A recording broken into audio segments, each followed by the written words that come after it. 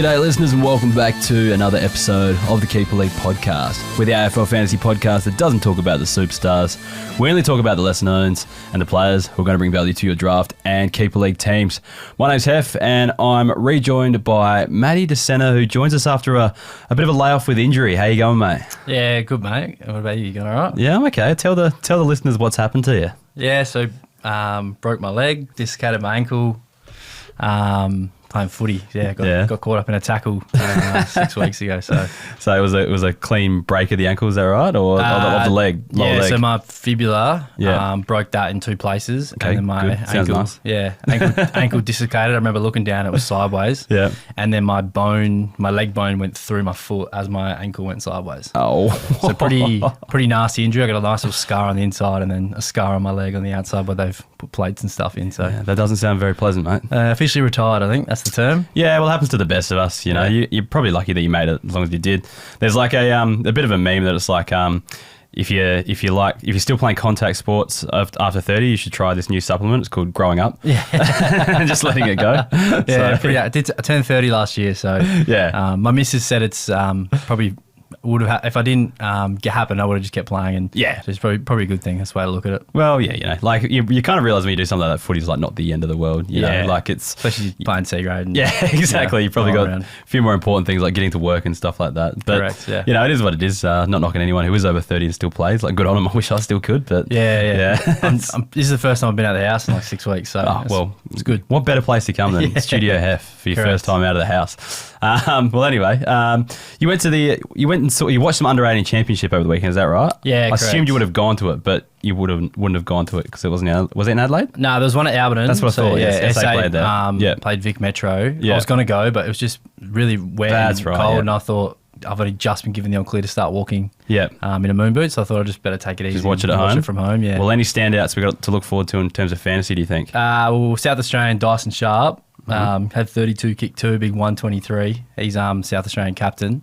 And he's already playing. He's played Samville for Centrals last year and this year. Yeah.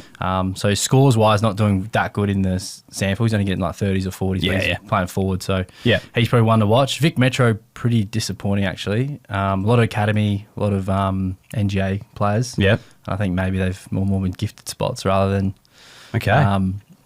previous Vic Metro teams that dominate. Yeah. And then WA beat Vic Country as well on the Saturday. They look pretty good. Yep. It's good to watch, and then I think Analyse and SA played the week before as well. So. Yeah.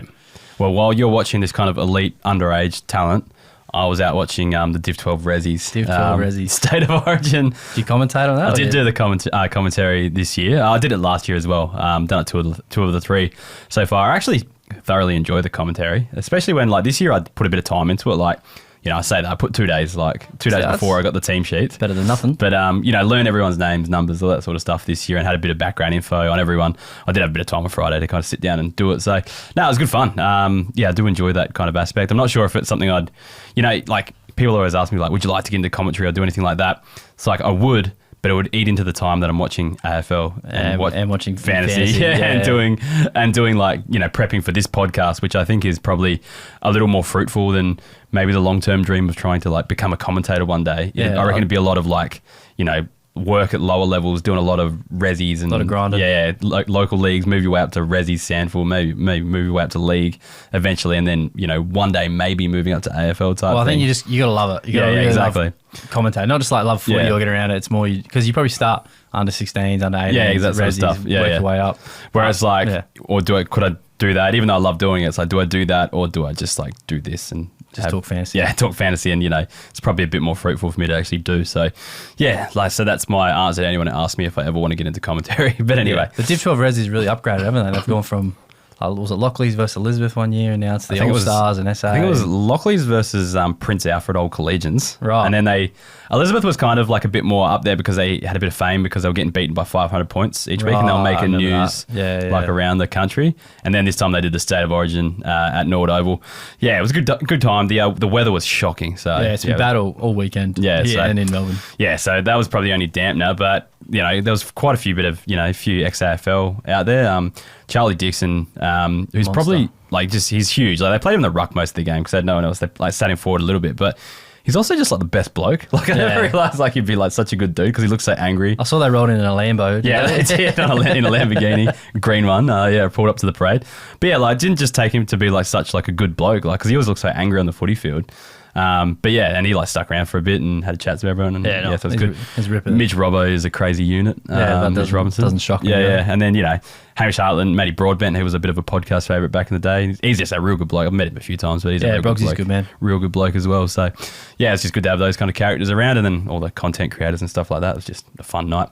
But let's get into stuff people actually listen to this podcast for, and that's reviewing AFL Fantasy and AFL Fantasy matchups. So let's get stuck into it. Your boys, the Hawks, finally bounced back. What do you think of the performance? Yeah, I thought well improved. I think mainly because James Sicily didn't play. And maybe that's the difference, yeah. Wasn't turning the ball over in the back half. But yeah, I think they're always going to bounce back after those three losses in a row.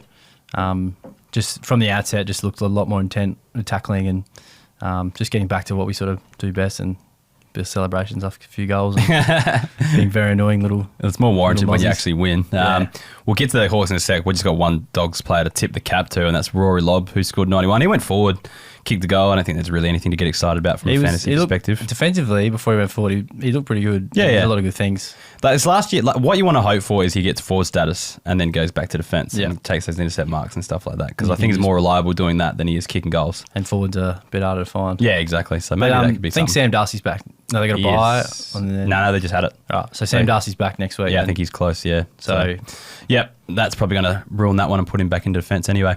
Let's get on to the Hawks. So Josh Ward is probably in his best run of form. He scored 97 points on the weekend. What do you attribute it to at the moment?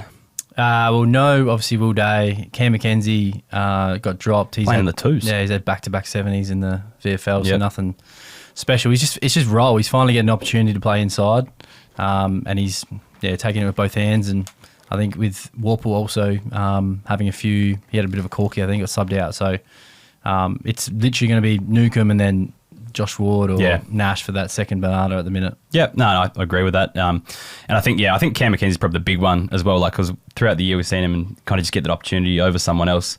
Probably boosts his confidence a little bit and just gives him a bit more, I guess, independence and freedom in that midfield. Because McKenzie fractured his hand, missed a couple, and then come back for that Gold Coast game and just looked off touch. And then the next game he got subbed out like half time. So a bit of a whipping boy for Sammy Mitchell. So jump on board, I think. Ward might be in for a bit of time to come. Josh Weddle had a good game. I feel like I say that we talk about Weddle like once every 3 weeks type thing. Consistency is just the key, right? Yeah, I think it's role because he's getting, when you get thrown forward and then you get thrown back and then you play on a wing and then you go into a ruck. Yeah, he just can't be consistent. So with Jack Sicily there, it just means Battle and Barras were more locked down, and then Weddle he was across half back this week. Was he kind of? Do you reckon Sicily being out maybe kind of helped? Yeah, definitely. Yeah, definitely. Then Jarman Impey had 87 points. He played forward. Like he was a player. Like at the start of the year, I thought he might even be out of your best 22. Same. But he's probably played most of the season so far. I think like when he plays in defence, like he just gets a little bit lost. Forward kind of let him just they weren't really prepared for him. I don't think Western Bulldogs were. So I'm not really jumping on the Jarman Impey bandwagon just yet, but just an interesting role. It's a hard role to play given you got McDonald and Watson. So Watson didn't play, so that's probably, and Ginnivan. Yeah. And then obviously Dylan Moore. So it's just that high half forward role lead up and then use your speed and run to get back towards goal. So I think when Wizards back this week, I wouldn't be thinking he's going back to either half back or on the wing. No, that's probably a fair assessment. Then Connor Nash, 88 points. Again, we listed all the midfield missing. Not someone you'd actually target maybe as an M7 or your bench option, but that's about it, right? Yeah, definitely. Yeah. I wouldn't be jumping up and down for Connor Nash. And it pains me to do this, but I think I have to bring Massimo D'Ambrosio he's back to the podcast. Only 55 points a weekend. What's happened with him, do you reckon? Like, the role hasn't changed or anything like that? Nah, what still do you on think? the wing. I think he's just a bit out of form, just like we sort of were a few weeks ago as a whole side, and he's just trying to play that role on a wing, and sometimes at Marvel you just sort of get lost out there, I think. Who have you got this week? Great question. Yeah, I think we've got the Crows in Launceston on Friday night. That's a pretty wide ground, yeah. Hopefully it's good for wingers. I think he did well down there against Giants earlier in the year. All right, top of my head. I think I'm going to be forced to play him because Sam Durham's going to be missing for.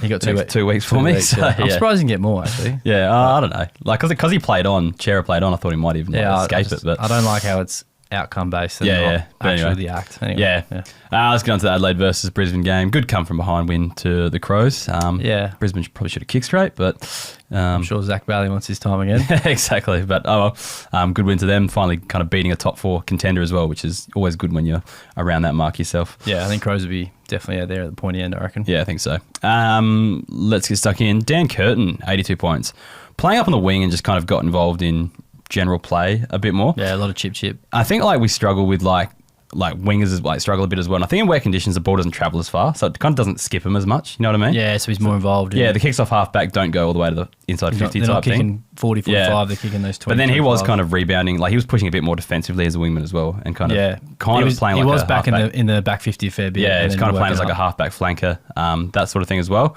So anytime a forward is playing in the midfield, doesn't matter what role it is, wing, inside, whatever, tag, it piques my interest a little bit more because there's definitely more avenue to go. So Dan Curtin, someone to look at there.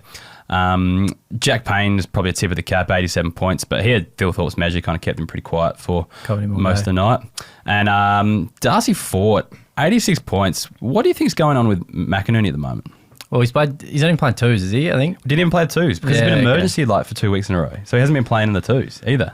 I think we had that shoulder last year, so maybe something's niggling. Or he did get injured, I think, and then Fort came in, but was playing too good to go back. That's what's happened. Yeah, okay. So they're honouring the selection. Yeah. And because he's been emergency, and they've been, I think, interstate, or it's coincided when they've actually played.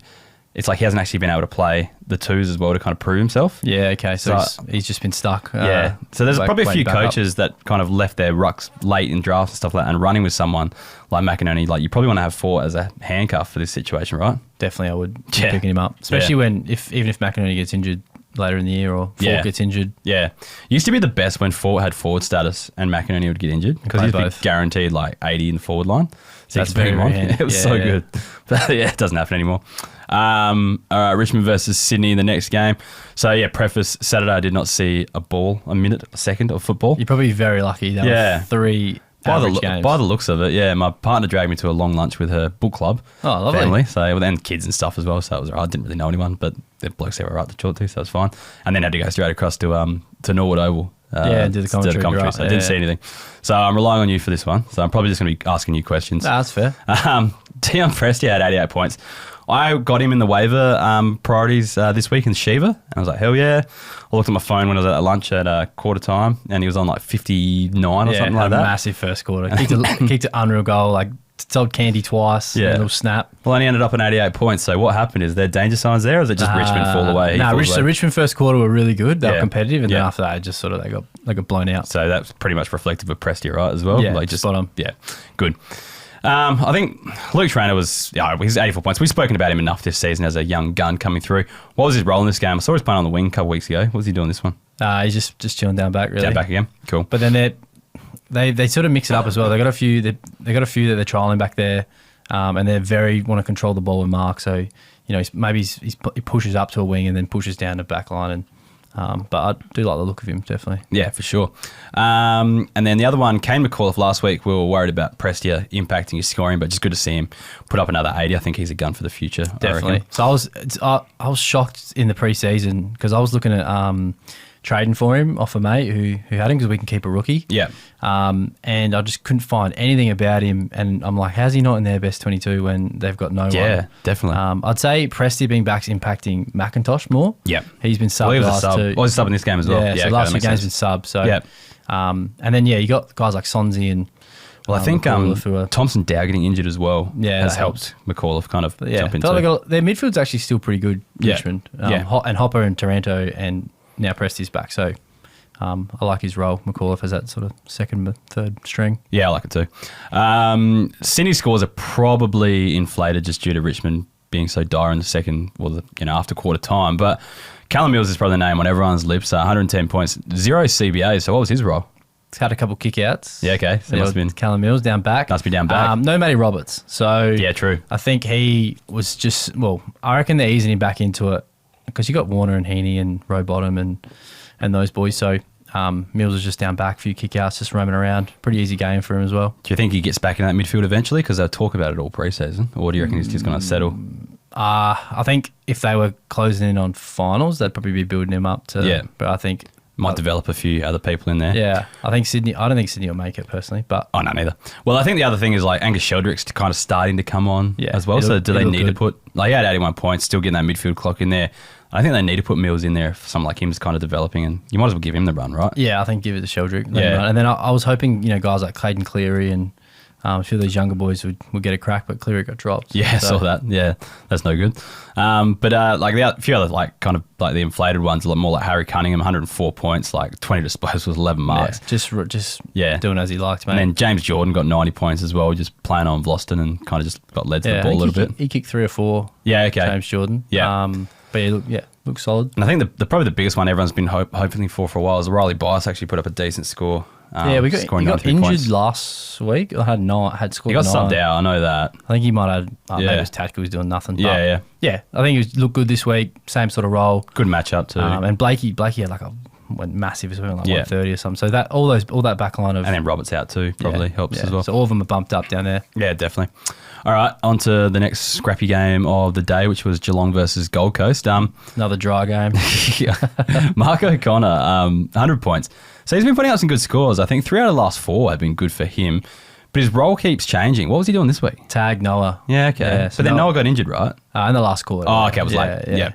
So it just got led to the ball again. It's weird because like they were using Oshin Mullen as a tagger a few weeks ago. They just send the Irish boys send the Irish to him. Yeah. Sort him out. Yeah, he was tagging Noah. Kept him pretty quiet. Yeah. Even Rao didn't really do that much as well. So their midfield was very comfortably beaten. Yeah, well, fair enough. That makes sense why he scored so well. But yeah, like, it's going to be hard to trust. Like, he got picked up in our mid-season draft because I think the coach just looked at like last 3 average or whatever. Yeah, bang, take him. And it's just like, I just don't know if you can trust it, even though he's... Well, it's feel like Blickhav's, man. Some weeks he's forward, some weeks he's back, some weeks he's ruck. Like Geelong just flick the magnets around. And that's why they're so good, really. They've got so many versatile players and just do a role. It's good for real football, not great for fantasy. Yeah, it's shocking. Ted Closey, 83 points, had 9 CBAs coming to this game. Do you reckon that's just Bailey Smith out, kind of playing that mid-forward role? Yeah, definitely. He looks good in the VFL, scoring-wise, and has shown potential. But, once Baz is out and Holmes absolutely dominated. Yeah. Onto the Gold Coast side of things, Joel Jeffrey had his like 1 every 3 week good score. There's always one down there that pops, I find. Yeah, definitely. Either him or Euland or Will Powell or something like that. Well, Will Powell had 82 points as well. And like, you look at Flanders, who's playing forward and scoring like 35 points. It's like Joel Jeffrey and Will Powell ahead of him in defence. It's pretty dire. Like, there are people like at the start of the season, like, and hats off to them. I think P-Rex in the Discord, I'll give him a shout out because he's very hot on it. They were like, he was adamant Flanders is going to be shit this year because he won't be playing off half back. And I just didn't see Joel Jeffrey and Will Powell playing ahead of him. Like that's my But then there's Rioli and Noble as well. They've come in. Yeah, that's the thing. I saw those 2 coming in, but I still thought there'd be a third spot, or like, and we're still seeing like, other people like Jeffrey and Powell score back there. Yeah. I just didn't see him getting moved out of defence completely. You know what I mean? So, yeah, but then I guess maybe they don't have that forward mid that they want. But he's not even really playing midfield. Only playing forward, really. Forward. Yeah. Are you keeping Flanders at this point in time? You've got 12 keepers. I think because if he's forward status and then he can get a role change or go inside, someone gets injured, Matt Rao leaves, and you know that he's got the pedigree to score. I think you got to keep him, or you're keeping him and trying to trade him or something like that. Yeah, maybe. Still has value. Yeah, no, that's fair. Does have the pedigree. Does have the past history. Braden Fiorini had 88 points as well. I think the game was probably a bit slower, so it probably just suited him. Yeah, right? It was just they had in the first quarter they had 17 stoppages from throw-ins. I reckon there's a thing in wingers on wet days. Yeah, I reckon. 100%. Let's monitor that over the next over the winter. GWS versus Port Adelaide. Didn't see a second of this one. Another shocking game, man. Yeah. Actually, no, I lie. I saw the 4th quarter in the Uber home after the game, so beautiful. Saw a little bit of it. It looked like Jack Buckley and Sam Taylor were just like taking marks in defence. Like Buckley, he had 120 or something, and then Sam Taylor had 84. Just marked everything, those guys. Port tools aren't great. Like they're quite... Nah. And oh man, I would be very frustrated being a Port supporter, but I've been frustrated for about 10 years. Yeah, just under Ken, I guess. It's the way your entry into forward 50 is just so poor. It's so disgusting. Easy. And I think Sam Taylor had like 9 intercept marks and Buckley had like 4 or 5. And without them, it would have been they would have lost by 10, 15 goals probably. Yeah. They kept him in it with just their intercept marks, but it's more the entries inside 50, which are pretty poor. Which is the standard story for the last 10 years. But anyway. Sorry to bring up some pain. That's fine. I think the listeners are used to it. They listen to me ramble about it each week. Jake Riccardi was my streamer of the week last week. Great and shout. 81 points. Thought he might actually go bigger. The reasoning for that, and this is for anyone that Port play, I think we've got Melbourne this week. Port give up the most points to rucks and key forwards at the moment. Yeah, well. Yeah, well, it was the most. I think it might be still top 3, after this week. Yeah. I'll do the numbers a bit later on. But Max Gawn next week. It's going to be huge. Yeah, see you on Max Gawn. And if, whatever key forward you might want to stream. Who they got? Where's Petty playing? He's playing down back, He's playing down back. Yeah. Is McDonald playing forward? No. I don't think he even played Maybe just play Fritsch. Van Rooyen. Van Rooyen, yeah, if he's back. He's back in this week. So he's the man. Maybe that's one. Then on to, speaking of rucks as well, Nick Madden had 80 points, but people would be pretty impressive with that. But again, the easiest ruck matchup in the game at the moment. He did look good though. For first gamer, as a ruckman, I think, like you said before, with Fort and McInerney, I'd definitely be trying to handcuff him if you've got Briggs. Yeah, and I think he's got another 3 weeks probably ahead of him as well. Is that right? Briggs is out for a bit? I think so. Yeah. So missed a couple. Yeah, so he's 204 centimetres, moves well. And he scores well in the VFL too. He puts up big numbers there. So that's I think he's averaging 90 or something this year. And I think last year was even bigger. So yeah. And then I guess the other one is Joe Fonte. Last week we liked him kind of playing Whitfield's role. Whitfield was a bit more forward again. Yeah, so Whitfield was sort of with Rosie, started half forward when Rosie went into the mids, he kind of went with him and then sort of went back to half forward. Yeah. And Fonte was kind of, when I was watching, he was running around with Butters. Okay. But he wasn't tagging him, he was just sort of with him at the stoppage and then you go back to half back and he looks good actually. I like Fonte. Well, it's 2 good scores in a row. He was taken out of mid-season draft, which I thought was quite a good pickup just for future prospects as well. In our league, we play the rookie under 50 rule as well, so he's someone you could probably slot in there. That's very, very handy. We do under 15. 15? Yeah. Oh, it's a bit light. Yeah, we just try and make it so you can't just keep an absolute superstar. Next one, on to Port. Miles Bergman, 104 points. I heard reports that he was just kind of going with Green early before Green got injured. And then it actually works really well because him and Rosie, basically, whenever Green was in the mids, Bergman would go in, Rosie go back, and then they'd swap when he went forward. Yeah, so he's still getting the midfield clock regardless. So it looks like he's kind of defending, going with the best kind of mid forward and kind of just following them all day. It's a great role for him. Yeah. I think you said last week that Port are trying to showcase him off, really. Well, I hope so. I hope that's the case. It's my guess. Get something for him, but he looked good, and then Toby Green got injured and subbed out. And then Daniels comes on, he plays the same role really as Green, so kind of worked out well. Then Travis Boak, I think, could be just a handy F5, especially with a year with light on forwards. 87 points. He's part of that wing rotation. I think Port have a pretty good run coming up as well. I think we've got Melbourne and someone else, and then we're 3 games at home, I think, as well. Yeah, I think I did a ladder prediction. I had you guys pushing up to 10th or 9th or something. So look out! I think there's some there's some wins coming. Travis Boak is someone I think you could just get so cheap. You could give up a last round pick or something like that. And if that, he might even be on the waivers. And probably get him. I guess. Maybe as a forward, someone's probably holding. No, he's definitely kept. He's definitely owned in our league. I know someone's got him in ours. I think someone's got him as their F2. Yeah, really. Jeez, they're having a rough. Just because they've just been struggling. And then Joe Richards, I'm just going to tip the cap to him. 5 tackles in a goal, which boosts your score, just up to 83. It's I'm a big fan of Richards. I drafted him this year. He does little things well. I'm just not sure of him as a fantasy scorer. No, he's like a 60, 70 guy, but then I feel like he has games where he can pop a little bit more. Definitely. And then the whole, just got a note here that Jordan Sweet had a massive game in the twos. That's 2 weeks in a row. Yeah, he's played Westies. They smashed Westies. They finally had a win. That's why I'm wearing the beanie. Yeah, Magpies don't win very often. So so that, just kind of watched that. I did post that on the Discord, and I was reminded when I said, Sweet might come back in this week, and they reminded me that he wasn't. But I'm just a big watch on Sweet. If I reckon if Sweet doesn't come in, there's something going on. Ken's not a fan of him or something like that, or Whipping Boy or something Ken's like that. Ken's out the door, mate. Yeah, I don't know. Jordan just needs to buy his time, and he'll be the number 1 ruck next year. I hope so. Love the guy. North Melbourne versus West Coast. Another ripper game. At least this one was kind of tight. The rest were kind of competitive. I was actually concerned. I thought North are going to, they've sold a game in WA. Yeah. They're going to, Eagles looked really, really good, just couldn't kick straight. Yeah. And then in the last, 15 minutes, man, North just took over. It was... the Dub Eagles ran out of legs. It was quite a... I was preparing for disaster with the friendship connections to North Melbourne and stuff like that. Like, it's just, I was waiting for the backlash. So it was good that they actually got the win. Although I was kind of like interested, to get the popcorn out to see how their reaction would be if they did lose. Well, Clarko. I mean, the corn would have gone after Clarko. Yeah, probably. Correct. Yeah, definitely. Anyway, even so, you probably still should if you're not putting away West Coast. I think he still did. Yeah, I was going to say. Some good news though for, I guess, owners. Colby McKercher was back to the half-back line. Had 91 points. She's always kind of forward, then midfield later on.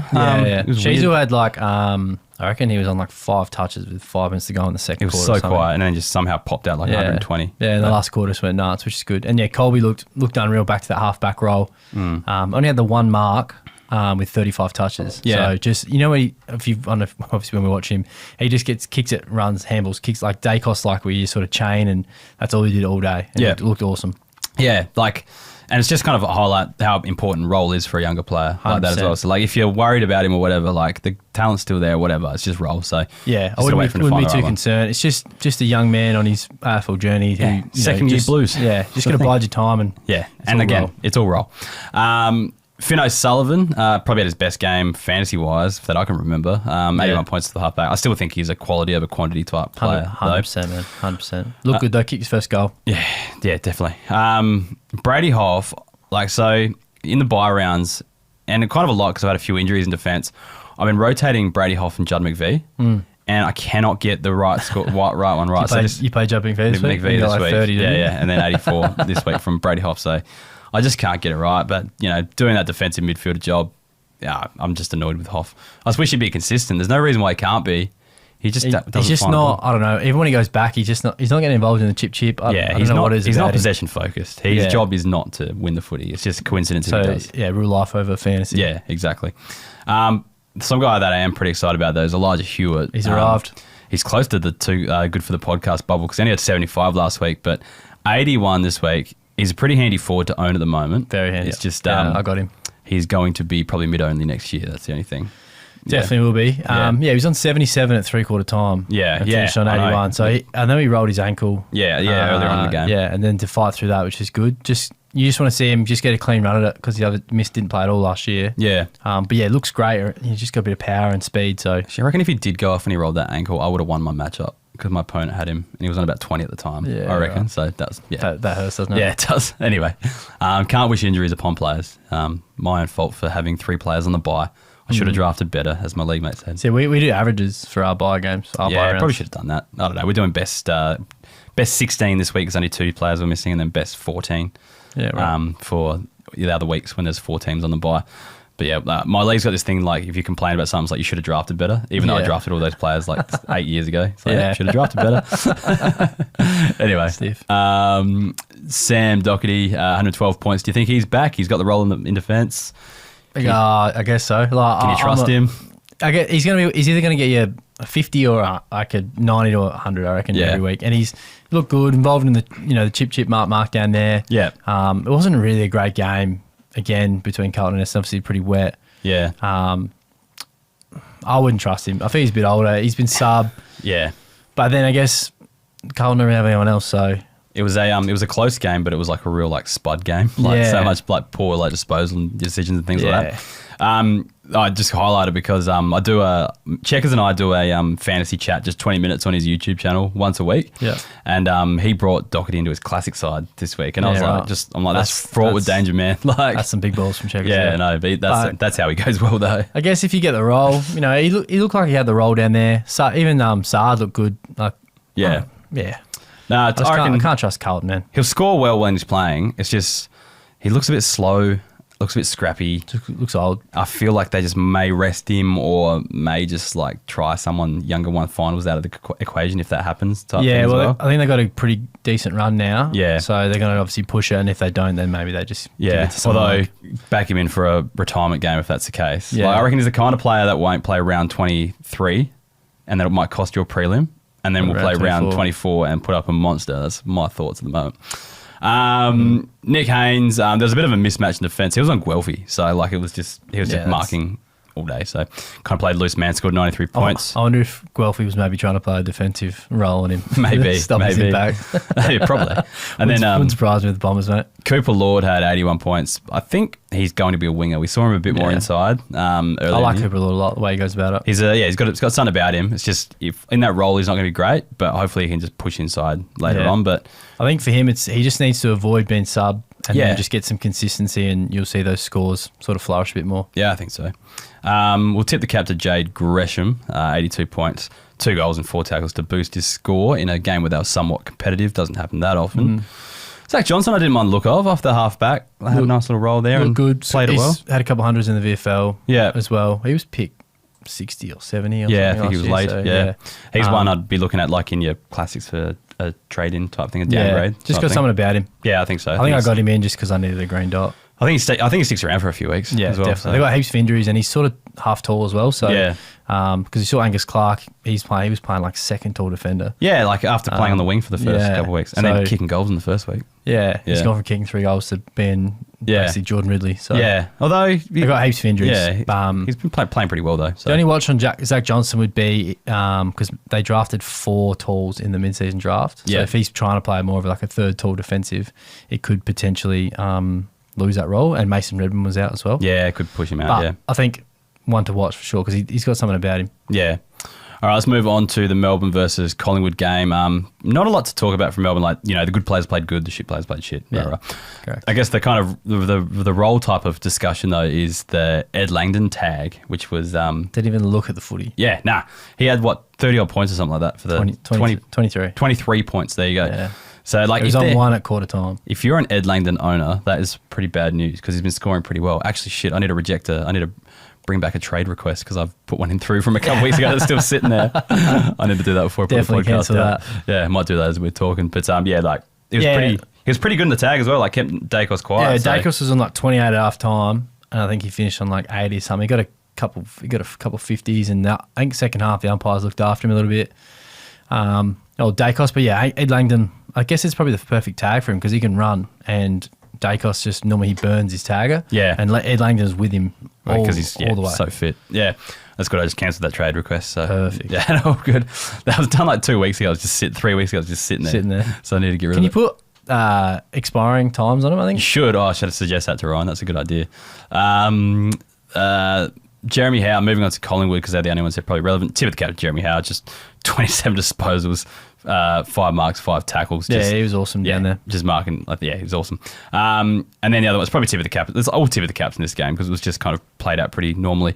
Isaac Quainer had 100 points, just had 9 marks back there. So the only thing I'd say about IQ is he's been pretty good scorer the last couple of weeks. Yeah, and I think it's because Maynard's out with that plantar fasciitis. So just more people to go around down the back there. But yeah, tip of the cap.